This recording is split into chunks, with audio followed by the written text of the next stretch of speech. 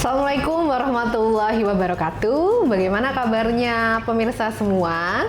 Semoga selalu sehat, baik dan bahagia ya. Selamat berjumpa kembali di podcast Bismui, Bincang Islami bersama Manajemen UI. Pada kesempatan kali ini, saya Nindya akan memandu diskusi pada hari ini, di mana kita akan membahas mengenai sebuah topik yang tentunya relevan untuk kita semua. Kira-kira apa ya topiknya? Sebelum kita ke topik, kita akan berkenalan dengan narasumber kita. Bersama saya hari ini sudah hadir narasumber yang tentunya keren, gitu ya.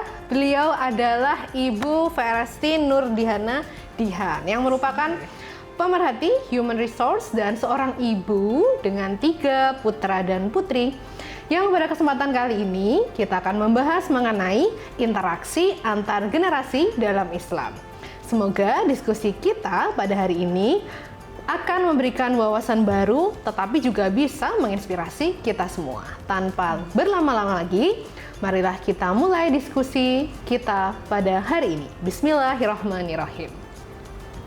Berbicara Ibu mengenai interaksi antar generasi dalam Islam ini yang ternyata menjadi topik yang menarik karena Islam ini bisa memberikan cara pandang di segala aspek kehidupan, terutama mengenai interaksi kita gitu ya dengan sesama kolega, kemudian antara mungkin dosen dengan mahasiswa, antara anak dengan orang tua dan lain sebagainya. Namun Bu Veres, seringkali kita jumpai bahwa interaksi atau komunikasi sekarang gitu ya, kayaknya ada yang kurang gitu Bu Veres ya.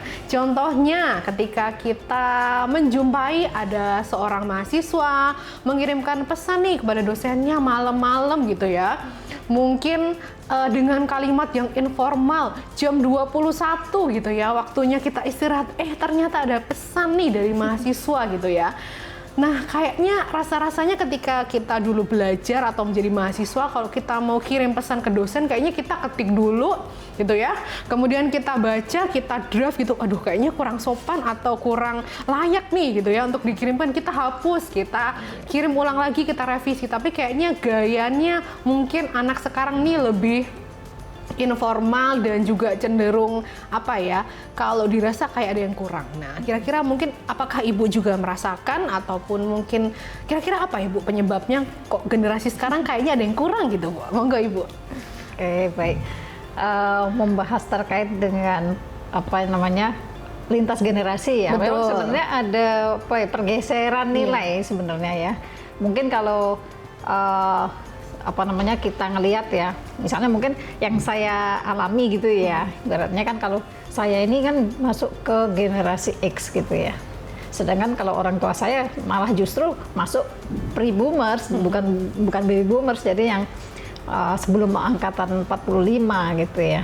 Sedangkan kalau misalnya kayak sekarang anak-anak atau mahasiswa itu dia udah masuk Z gitu ya. Iya, betul. Bisa kita bayangkan sebenarnya di situ memang nilai-nilai itu bergeser ya. Ibaratnya gini, kalau misalnya kayak angkatan dulu ya, yang ayah ibu saya yang tadi pre-boomer itu kan kelahiran 45 dan sebelumnya. Berarti kan ketika itu dunia itu sebenarnya kan masih krisis global ya, Indonesia aja belum merdeka gitu ya. Betul Ibu. Nah, sehingga orang-orang yang zaman itu karakternya kan mereka lebih pejuang gitu Lebih ya. tough ya Bu ya? Iya, mereka lebih pejuang karena istilahnya kalau mau mendapatkan sesuatu dalam hidupnya mereka harus berjuang dulu gitu ya. Istilahnya mereka akhirnya menjadi sosok yang lebih sabar sebenarnya, karena untuk mendapatkan sesuatu ya harus berjuang, nggak bisa instan gitu. Saya harus bisa melatih sabar misalnya. Kemudian kalau yang sekarang misalnya generasi itu kan Z mungkin Ibu ya.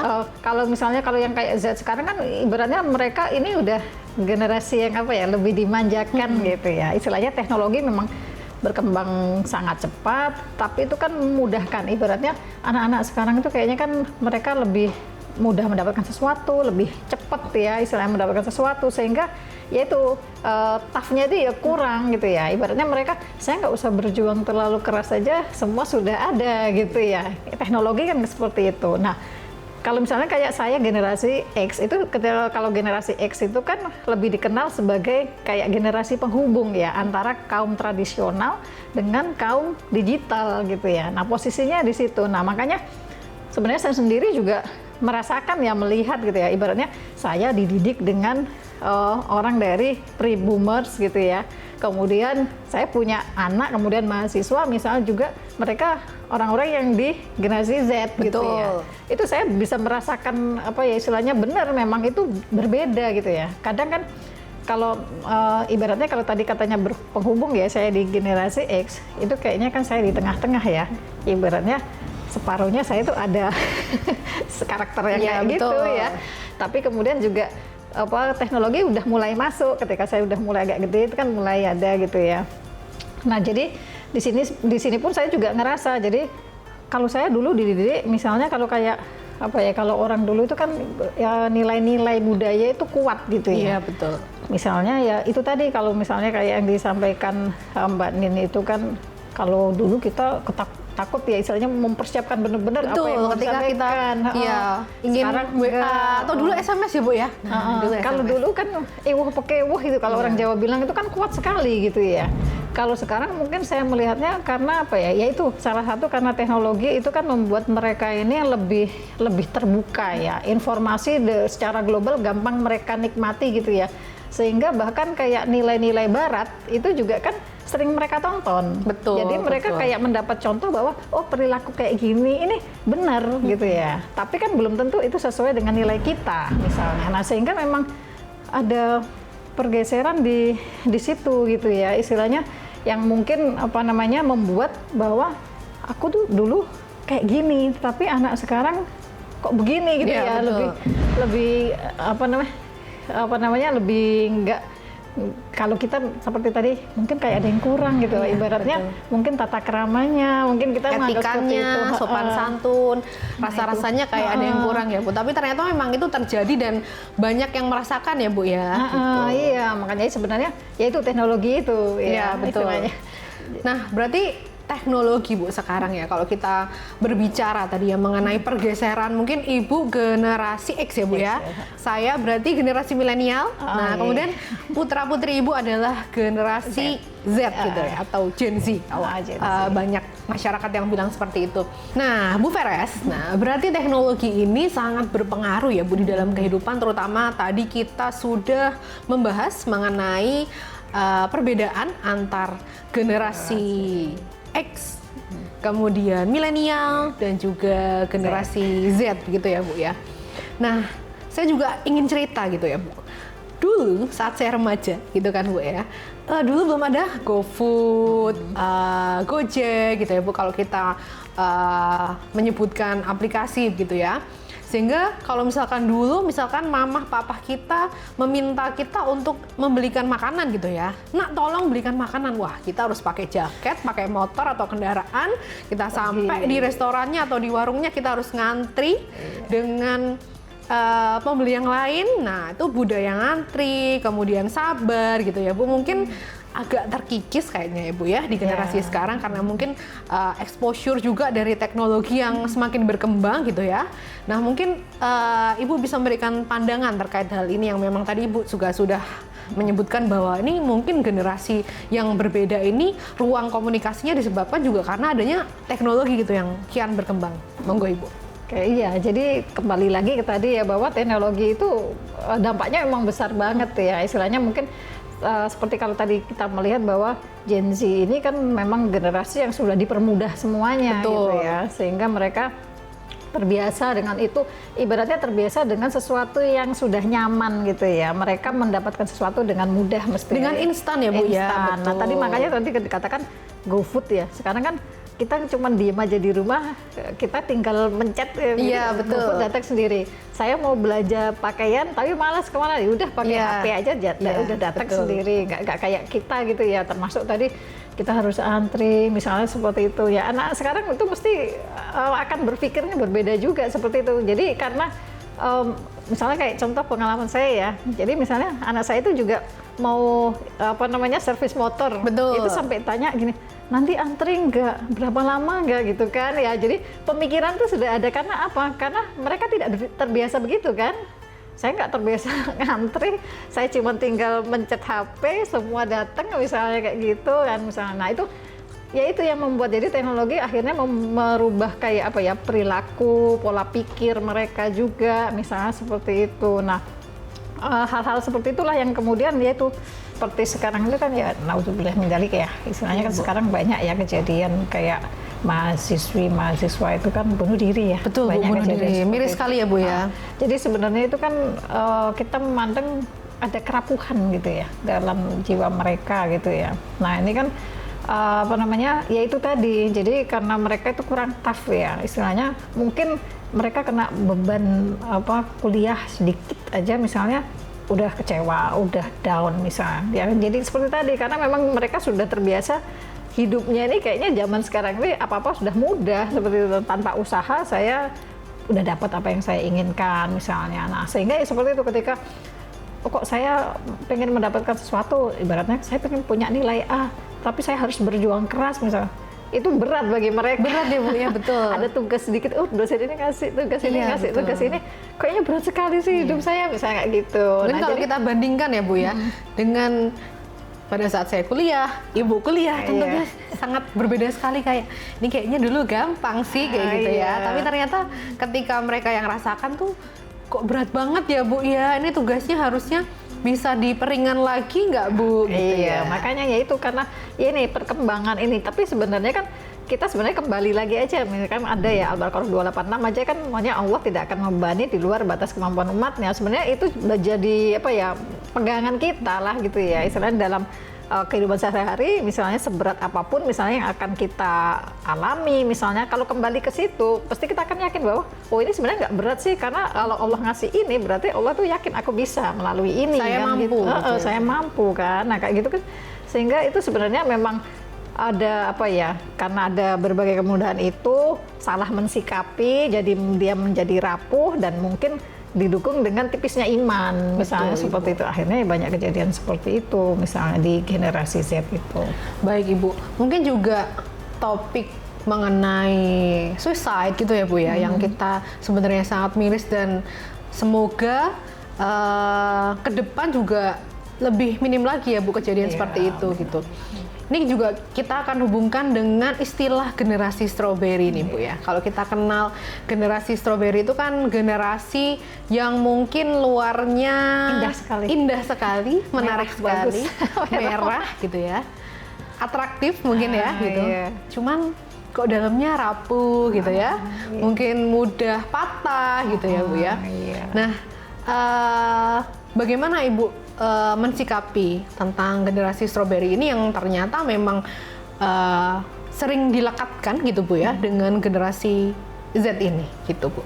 Mungkin kalau seperti tadi ya, mungkin kan kita sudah membahas ya istilahnya mungkin latar belakang ya karena teknologi itu ya. Nah tetapi sebenarnya generasi yang strawberry ini sebenarnya harusnya kalau dia bisa mensikapi ya istilahnya perkembangan teknologi ini kan sebenarnya positif gitu ya. Istilahnya jangan kemudian itu yang membuat saya menjadi manja.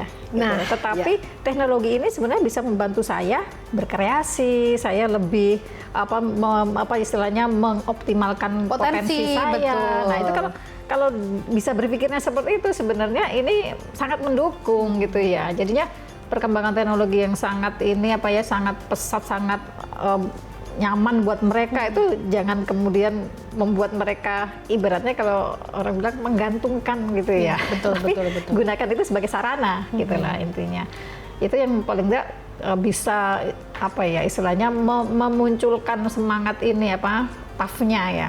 Tapi mungkin juga gini, karena kalau sekarang misalnya kita kembali ke generasi tadi ya. Betul Ibu. Jadi kan generasi Z itu kan orang tuanya di X ya. Iya, betul. X. Orang istilahnya di generasi X itu kan udah mulai ini ya, dalam rumah tangga itu baik ayah maupun ibu Bekerja. itu sudah sama-sama berperan di luar gitu ya. Berkarir ya Bu ya. Berkarir, sudah banyak istilahnya ibu-ibu yang mereka berkarir. Betul. Sehingga mereka lebih mengandalkan pada asisten rumah tangga untuk mengurus anaknya. Iya, betul. Nah, sehingga mengasuh sehingga seperti tadi, termasuk kenapa ya sekarang kayaknya perilakunya itu agak beda gitu ya dengan yang waktu kita dulu. Nah, itu sebenarnya juga karena kita juga orang tua di X itu kurang punya waktu mungkin ya untuk selalu mendampingi. Sedangkan kalau misalnya ART itu juga karena mungkin merasa tidak mempunyai tanggung jawab sejauh itu sampai membentuk karakter anak misalnya. Nah itu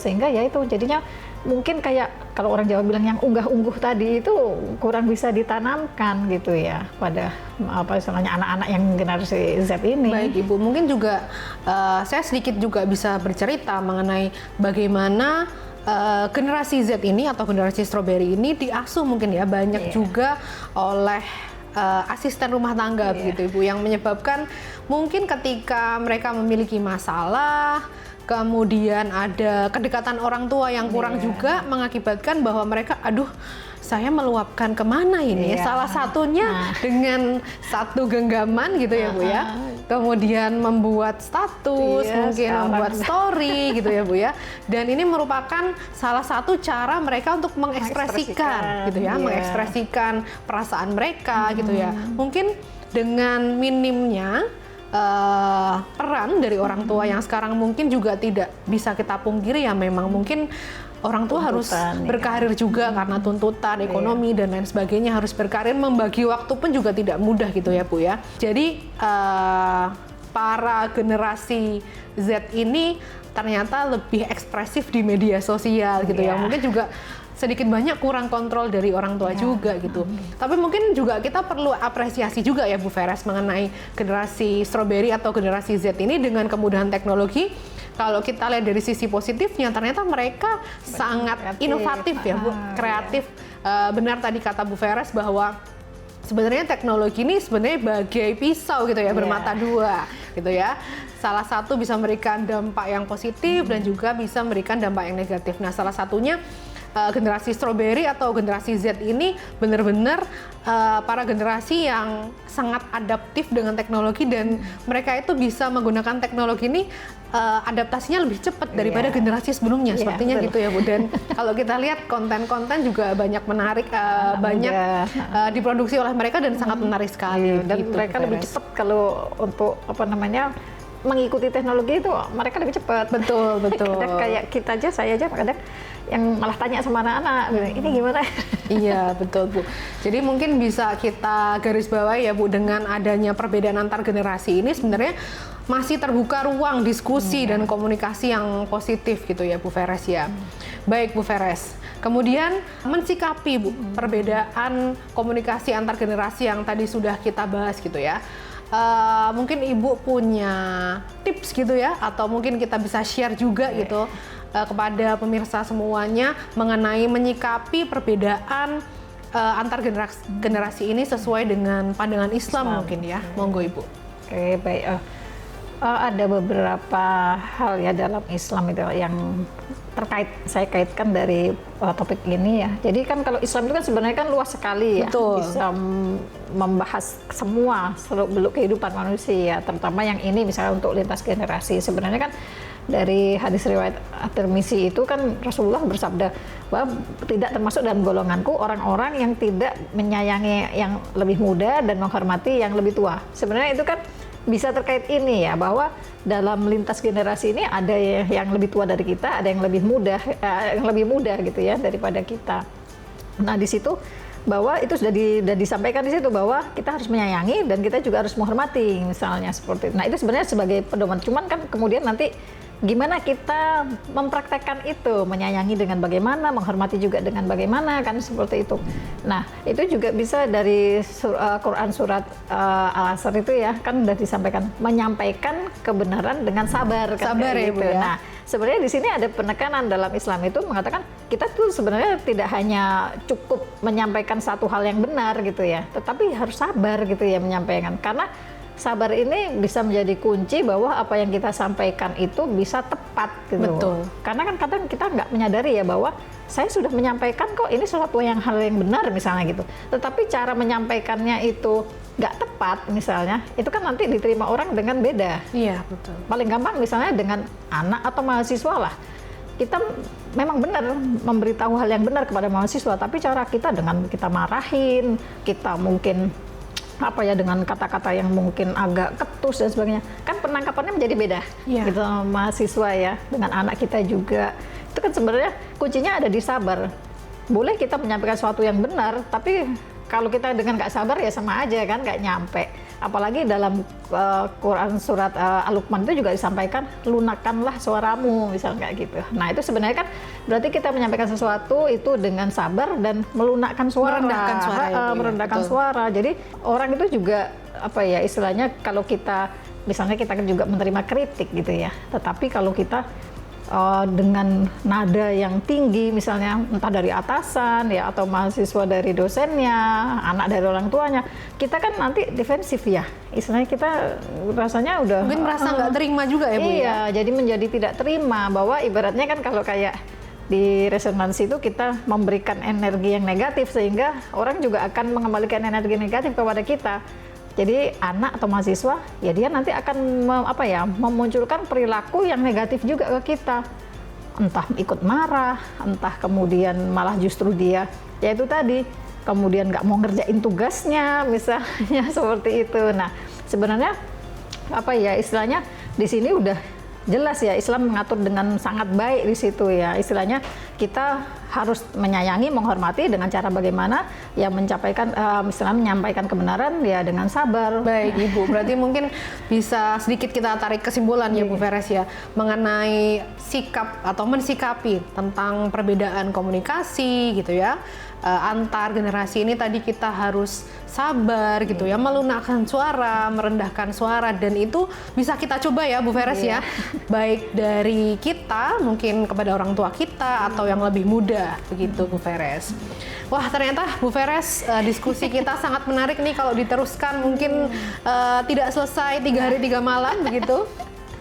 7 dari 7 ya, rasanya kurang waktunya, namun mungkin kita sedikit tarik garis bawah lagi untuk penekanan pada diskusi kita pada hari ini. Mungkin Bu Feres akan memberikan closing statement sebelum nanti diskusi ini kita tutup, mungkin monggo Bu Feres. Oke, jadi kalau kita kan tadi membahas terkait dengan interaksi antar generasi gitu ya, dimana kita tadi juga udah membahas bahwa itu ada perubahan gitu ya, istilahnya karena memang nilai-nilai yang dibawa dari sebelumnya sampai sekarang juga berbeda, lingkungan juga berbeda, sehingga itu juga akan merubah berbagai perilaku, pola pikir, misalnya mungkin juga tutur kata kita misalnya seperti itu. Nah sebenarnya kita kembali lagi aja ya ke Quran surat Ar-Ra'd, itu ya sudah disampaikan bahwa Allah itu tidak akan merubah nasib kaumnya kalau mereka itu tidak merubahnya gitu. Sehingga di sini kita bisa tarik kesimpulan bahwa sebenarnya dalam Islam sendiri itu tidak menutup diri terhadap perubahan gitu ya. Jadi itu memang sudah terbuka ya, Islam itu memahami itu gitu. Cuman kan memang bagaimana Islam itu istilahnya menekankan bahwa perubahan itu sebenarnya seperti apa, misalnya kayak teknologi, iya itu memang kan baik, tapi sebenarnya bagaimana supaya teknologi itu diarahkan pada hal yang membawa kemaslahatan, kemajuan, kemakmuran, misalnya gitu, itu kan sebenarnya yang dituju oleh Islam kan ya istilahnya. Nah sehingga kenapa Islam tetap menginginkan bahwa nilai-nilai Islami itu tetap dibawa gitu ya, walaupun semaju apapun peradaban di dunia ini, misalnya seperti itu. Intinya seperti itu. Jadinya kita bagaimana mensikapi dengan bijak berbagai kemajuan yang ada, misalnya kemudian bagaimana kita bisa mensikapi dengan perilaku-perilaku yang positif, misalnya seperti itu, dengan terus membawa nilai-nilai Islam dalam kehidupan keseharian kita. Baik Bu Feres, berarti nilai-nilai Islam harus kita bawa kemanapun kita berada. Baik, terima kasih Bu Feres. Alhamdulillah kita telah sampai di penghujung diskusi kita pada hari ini. Terima kasih kepada Ibu Feresti yang sudah berkenan hadir untuk memberikan sharing ya Bu, terkait dengan wawasan dan pengetahuan mengenai interaksi antar generasi dalam Islam. Semoga perbedaan ini bukan menjadi penghalang untuk kita untuk membuka ruang komunikasi yang positif gitu ya Bu, antar generasi. Semoga apa yang kita bahas pada hari ini bisa menjadi inspirasi untuk kita semua, dan tetap kita pegang teguh nilai-nilai Islam. Kami mengucapkan terima kasih kepada semua pemirsa yang telah menyaksikan podcast Bincang Islami bersama manajemen UII. Sampai jumpa pada episode berikutnya. Wassalamualaikum warahmatullahi wabarakatuh.